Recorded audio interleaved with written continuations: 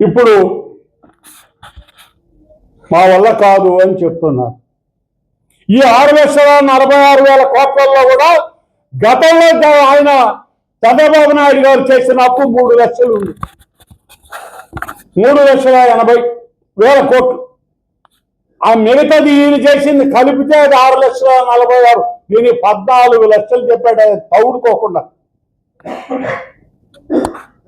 ఎవరి పాటికోడు నోటికి వచ్చినంత విన్న జనం ఏమనుకుంటారండి? ఓఎమ్మ ఇంత అప్పు చేసేసినాడు, ఏం చేసినాడు ఈ డబ్బు అంతాను, మనకు రాలేదేమో, మనకు చెందలేదేమో. ఏమి చెందలా? వీటిలో ఆయన చెప్పిన వాటిలో ఏ కార్యక్రమం చేయలేదండి. ప్రతి ఒక్క కార్యక్రమం ఆయన ఇచ్చిన హామీ ఏ రోజు చేసి చూపించాడు. ప్రజలకు సంబంధించి ఎక్కడ కూడా అతనికి ఆర్థికంగా ఆయన ఇచ్చిన హామీలు ఒక్క చోట కూడా తూచా తప్పకుండా చేశాడు.